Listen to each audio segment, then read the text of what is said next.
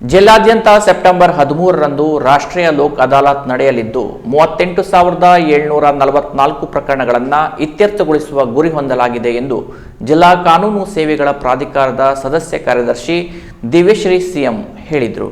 ಕಾರವಾರ ನಗರದ ನ್ಯಾಯಾಲಯದ ಸಭಾಂಗಣದಲ್ಲಿ ಮಂಗಳವಾರ ನಡೆದ ಸುದ್ದಿಗೋಷ್ಠಿಯಲ್ಲಿ ಮಾತನಾಡಿದ ಅವರು, ಜಿಲ್ಲೆಯ ಎಲ್ಲಾ ನ್ಯಾಯಾಧೀಶರೊಂದಿಗೆ ಸಭೆ ನಡೆಸಿ ಅತಿ ಹೆಚ್ಚು ಪ್ರಕರಣಗಳನ್ನು ವಿಲೇವಾರಿ ಮಾಡುವಂತೆ ಸೂಚಿಸಲಾಗಿದೆ. ರಾಜ್ಯ ಮಟ್ಟ ಮತ್ತು ವಲಯ ಮಟ್ಟದಲ್ಲೂ ಲೋಕ್ ಅದಾಲತ್ ಕುರಿತು ಸಭೆಗಳು ನಡೆಯುತ್ತಿದ್ದು, ಬ್ಯಾಂಕ್ ಮತ್ತು ವಿಮಾ ಕಂಪನಿಗಳಿಗೂ ಪ್ರಕರಣ ಬಗೆಹರಿಸುವಲ್ಲಿ ಸಹಕಾರ ನೀಡುವಂತೆ ವಿನಂತಿಸಲಾಗಿದೆ. ಕಳೆದ ಜುಲೈ 12ರಂದು ನಡೆದ ಲೋಕ್ ಅದಾಲತ್ನಲ್ಲಿ ಜಿಲ್ಲೆಯ ವಿವಿಧ ನ್ಯಾಯಾಲಯಗಳಲ್ಲಿ ಬಾಕಿ ಇದ್ದ 6,263 ಪ್ರಕರಣಗಳನ್ನು ವಿಲೇವಾರಿ ಮಾಡಲಾಗಿದ್ದು, ಈ ಬಾರಿ ಸುಮಾರು 5,000ಕ್ಕೂ ಹೆಚ್ಚು ರಾಜಿಯಾಗಬಹುದಾದ ಪ್ರಕರಣಗಳು ಸೇರಿದಂತೆ 38,744 ಪ್ರಕರಣಗಳನ್ನು ಇತ್ಯರ್ಥಗೊಳಿಸುವ ಗುರಿ ಹೊಂದಲಾಗಿದೆ. ಜುಲೈ 1ರಿಂದ ಆಗಸ್ಟ್ 7ರವರೆಗೆ ದೇಶಕ್ಕಾಗಿ ಸಂಧಾನ ಎಂಬ ಧ್ಯೇಯದೊಂದಿಗೆ ವಿಶೇಷ ಮೀಡಿಯೇಷನ್ ಡ್ರೈವ್ ನಡೆಯುತ್ತಿದೆ. ಇದರಡಿ ನ್ಯಾಯಾಲಯದಲ್ಲಿ ಬಾಕಿ ಇರುವ ಪ್ರಕರಣಗಳನ್ನು ಸಂಧಾನದ ಮೂಲಕ ಬಗೆಹರಿಸುವ ಪ್ರಯತ್ನ ನಡೆಯುತ್ತಿದ್ದು, ರಾಜಿಯಾಗಬಹುದಾದ ಸಿವಿಲ್, ಕ್ರಿಮಿನಲ್, ಆಸ್ತಿ ವಿಭಾಗ, ಚೆಕ್ ಅಮಾನ್ಯ ಹಾಗೂ ಕೌಟುಂಬಿಕ ಪ್ರಕರಣಗಳನ್ನು ಸಹ ಒಳಗೊಂಡಿದೆ ಎಂದು ಮಾಹಿತಿ ನೀಡಿದರು. Canara plus news, Karwar.